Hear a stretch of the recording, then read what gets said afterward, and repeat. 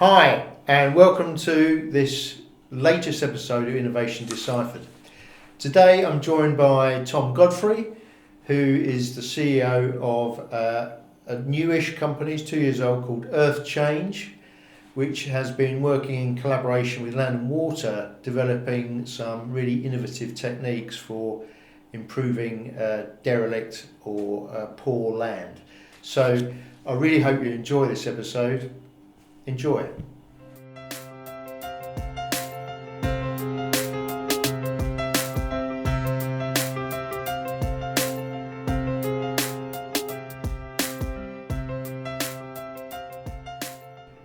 Well, hi Tom. Thanks for coming on today's episode of Innovation Deciphered. And before we get into the meat and potatoes of the discussion, just give us a bit of background on yourself. Sure. I've spent most of my life working in purpose in figuring out how you can improve people's lot by basically combining third sector, private sector, and the government basically to deliver programs which influence people's lives. And I noticed from your long list of things you've been involved with on LinkedIn, there's definitely a sort of sporting theme, there's a sort of an environmental theme. Yeah. Well, that's where I found purpose, and so purpose in sport, I suppose, has been we created a women's empowerment program in the slums of Delhi and Mumbai. I don't know if you've seen Slumdog Millionaire, but we worked in there, and there's now, if you're 15 years on, there's 170,000 girls and women who have gone through that, figuring out how they can improve their lives, and so it has sort of evolved into the environment, which is. So it's figuring out how we change and how we deliver better products for people and communities that would help, in this instance, improve the earth and ultimately people's lives. So let's just talk about the actuality of why you're here today. Yeah. You founded is it a not-for-profit or is it a company called Earth Change? Yeah, no, it's for profit. For It's profit, definitely yes. for profit. I founded Earth Change with James McLean and Richard Melhewish, who are the founders of Land and Water. Land and Water is a big environmental company.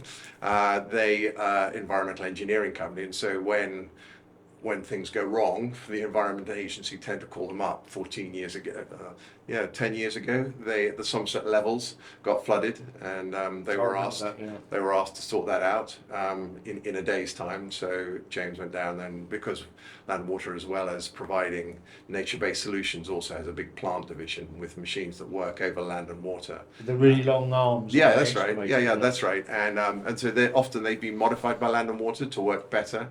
And that's a competitive advantage for Land and Water, and so we're sort of a small medium-sized enterprise, and we like to think that we compete because we innovate. We innovate mainly around techniques, and so that's machines in different ways to repair, to restore the environment and nature in a better and more efficient way. So we'll come on to the technology bit a little bit later in the discussion, if we may. But Earth Change itself, what's the essence of it? What's its sort of business model? So James and Richard, when I came to them with an idea around what was happening in the environment, and this was really at net zero, so it's carbon credits, that side of those was about 3 years ago.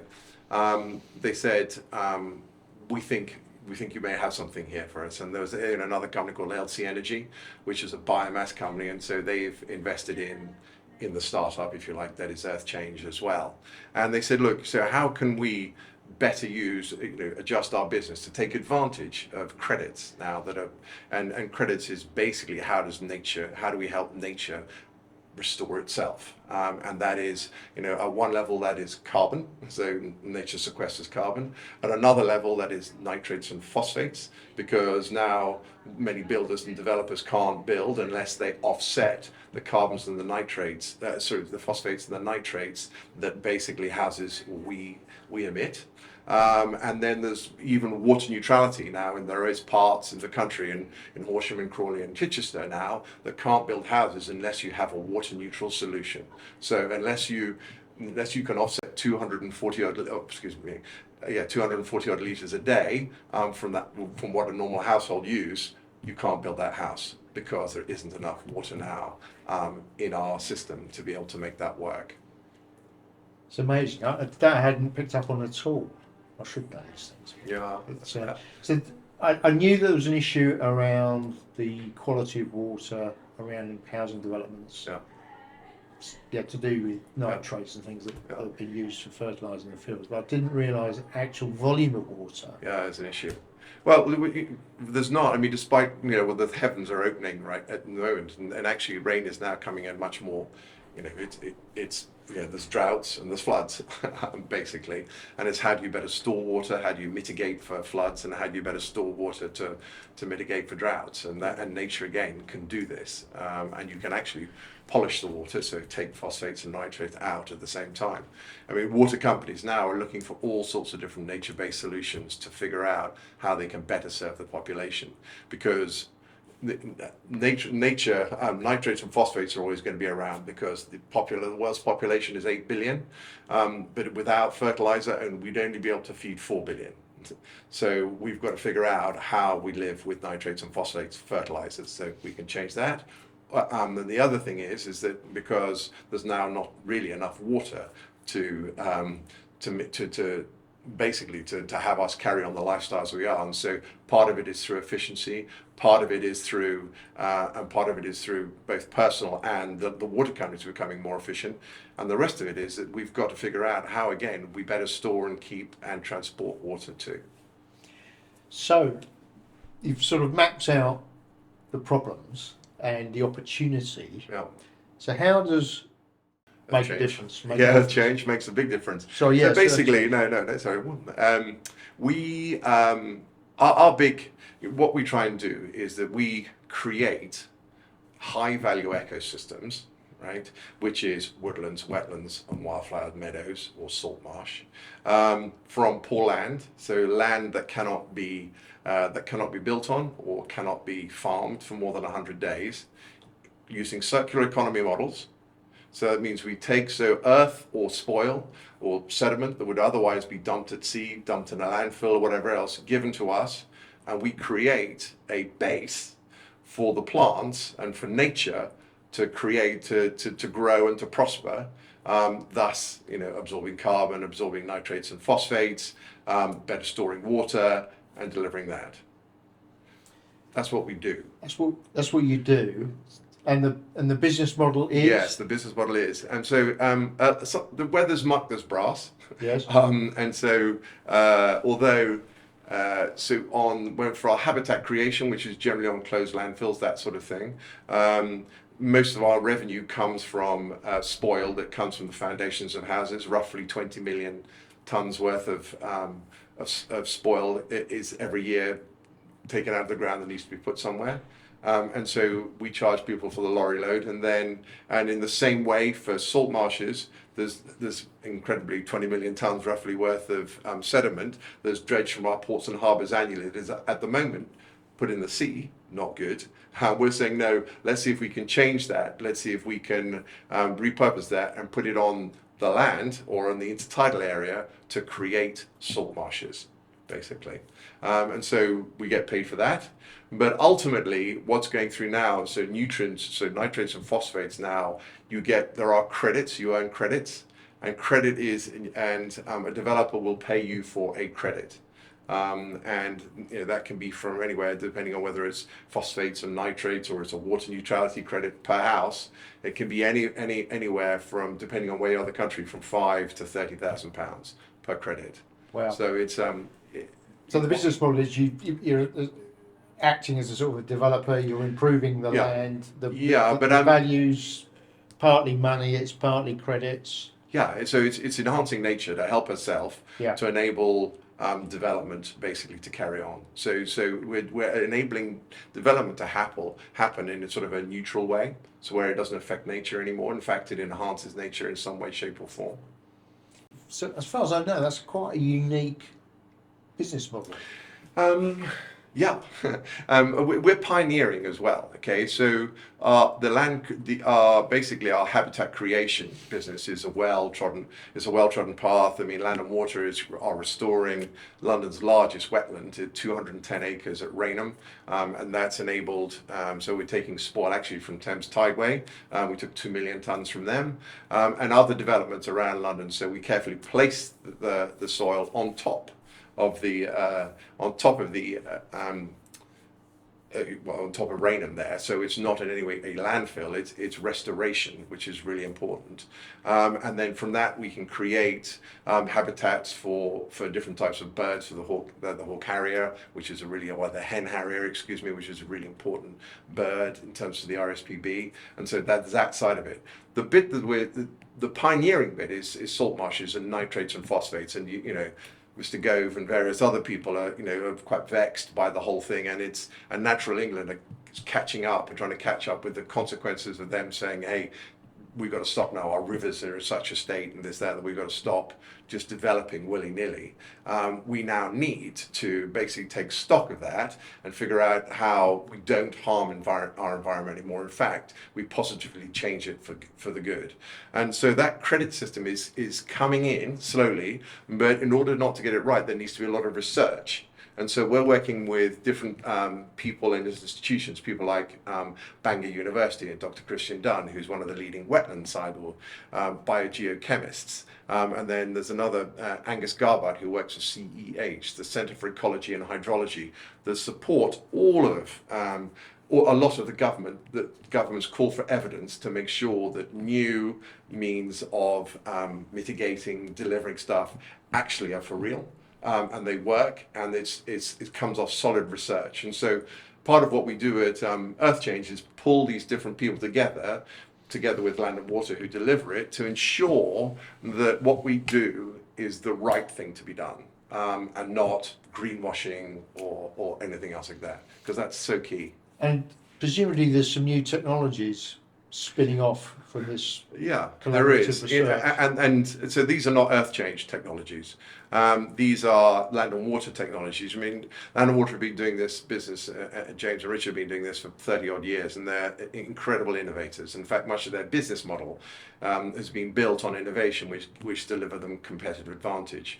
We have one of the divisions of Land and Water is a plant division. We have roughly 420 machines, which work over land and water, many of which have been amended, improvised, or whatever else like that to work better. There are 16-ton amphib diggers basically that float. And so part of what we do, or what James McLean has done is basically sort of come up with two inventions which has helped ignite Earth Change to give the process a competitive advantage. The first for salt marshes is around. He's created a salt marsh restoration drag box, which allows you to pull up sediment, which was impossible before, from hoppers that dump the sediment on the edge of mudflats and pull it up, because ordinarily it's too shallow for people to do, and so the only way you could get sediment onto the land was to fire it with a hose, and that's very viscous and it runs off. It's not a terribly efficient way of doing it,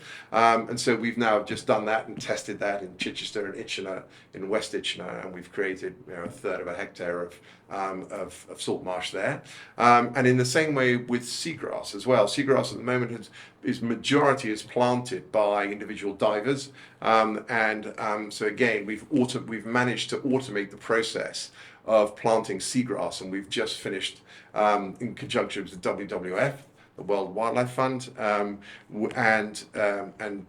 Project Seagrass, which is part of Swansea University. We planted it in June, and we're happy to say that it's worked well. And the areas which we planted are stayed planted, not germinated yet, but have stayed planted, which is one of the big issues that Project Seagrass had. So those are sort of the innovation. That's what's driving our other than the the pioneering thought process. It's not that other people haven't had the thoughts. Everything we've done is trying to collect these thoughts differently, order them, and drive change at scale to allow communities, governments, companies, trusts to invest in it, and to know that their money is being well spent and is creating change, environmental change, which allows them not to be associated with greenwashing, but to deliver proper change, which is formally researched, that will enable nature ultimately to pay for herself, to be restored. So I'm really intrigued now about how. So you've got this unique model. How are you taking that to market? What's your So the model marketing is, channels? the model is unique. I mean, people have figured out, that they want to, there's a process by which you enhance the environment. So people have been doing that. You have some money. You have to raise some money. You have to come up with the idea. That idea has to be permitted, or it has to be planned. Often there's planning permission, but also there's a permitting as well from the Environment Agency. So working closely with them on new things. And in fact, in Itcher, when we're doing the salt marsh, we work very closely with the Environment Agency, very closely with Natural England and the MMO, which is a Marine Maritime Organisation, which license everything not on land, in sea, basically, and the Crown Estate. But it's moving all these bodies, who are really, who are charged with protecting the natural assets of our country, to a place where, we can basically create positive change. Because basically, if we do nothing now, we will have nothing, and we need to do it quickly, and we need to do it properly, and we need to know that it works. And so that is. So we're in a rush, right? But we can't afford to get it wrong. And there is hesitancy on behalf of the NGOs and the statutory bodies charged with protecting our land. But by the same time, now they've understood and realised that we have to act, because if we don't act, we've had it, really. So do you reach out to landowners and say, you definitely got a problem there, and we might be able to help? Yeah, so it's both ways now. Actually, we've begun to talk to landowners. We've talked to local authorities, and we've begun to talk to landowners as well. I mean, so we're in partnership with the Lymington Harbour Commissioners, with the Chichester Harbour Conservancy, with Suez, in terms of the closed landfill, because they're really interested in figuring out how they better run their closed landfill estate. How they don't take away the old landfills which leach. So we keep all that leachate on site. We treat it on site naturally. We put the water back on site to grow the trees and to ensure that the wetlands work, and that therefore biodiversity net gain, which is occurs basically. And so that's really, really important. So now we're just beginning to talk. Now our offer is clear. We're at the moment we're raising. We've invested quite a bit ourselves, and now it's time to go to talk to other people to figure out how they can invest alongside us to create these high value ecosystems, which basically enables responsible development. And it all sounds extremely exciting at the moment. And I know that, raising capital, that must be quite hard work. I guess you're doing lots and lots of pitches. It is. We are. We're doing pitches. And it's really quite interesting too. I mean, the rigor is exactly the same. But because we are, this is a really pressing issue that people have portfolios, and the end of their portfolio is ESG. People talk about ESG, which is the environmental, social, and governance side of things, and the environment is now ever more important now to companies, to governments, to everybody, right? To us, to me, to you, and so if they can invest in something which offers a good return in terms of the projects, then that becomes. That's something that emotionally appeals to them as well. But people with money haven't made money generally because they're very incredibly emotional people. But they are people who do understand what the value of doing the right thing is, and so they're more predisposed to listen. But ultimately, it's about pounds, shillings, and pence, and we have a good offer. So. Yeah. So, have we been successful yet? No. We've just started, and we've made good progress, and we've got some interest, which is good news. Well, really, really good luck with that part, because we deal a lot with startups who are trying to raise pre-seed or your post-pre-seed. But Yeah, we've been at this for 2 years and we've invested quite a lot of money in Yes. this, and so we know we have a product, we know it works. There's lots of different people, and so either it's equity money or it's grants or it's trusts, it's government money. So there's lots of different ways for us to do. But if we want to go faster, and we want to go faster with a partner, and we're looking for a partner, that has deep pockets as pockets, that believes in what we're doing and wants to. And that's the fund to buy land and to fund the development stage. Yes, exactly. So it is. Yeah, it's pre-planning. It's pre-planning and further innovation money to pioneer, really. So we call it nature pioneering, but it's nature pioneering with rigorous research, because you can't just play at it, because we don't have time to do that. Typically, how long does the development phase take? Yeah, so it depends on what you're doing. It depends on the complexity of the development. Yes. There's that. Planning with local authorities they are so under the cosh right now, and everything is changing. So pre-planning sometimes takes you 6 months to get a pre-planning meeting. So a year and a half for planning. And then probably another 6 months or so for environmental permitting, and then we're ready to go. So it's 2 years. It's 2 years at least to get this stuff going. But it's worth it. But you have to. But it does take a while. It does take a while. Well, I mean, you've got to make sure you're doing the right project, aren't you? Exactly. Yeah. Exactly. And so the good news about when planners look at this is because we're not building. It's not bricks and mortar, and it's not housing, and we're trying to enhance land, and part of our habitat creation is about helping local authorities generate BNG, biodiversity net gain, and other things. Then they're all very much looking. So that's an incredible plus. And same thing with water neutrality. So the stuff is that if you can deliver those models, Horsham are desperate for water neutrality to come forward. So actually, schemes that are saving water that householders can then, developers can then offset. So it's even though we're offering them an open goal, it's because they're so smashed in terms of the amount of work that they have to do. It just takes a while, and that's just the nature of social change, environmental change.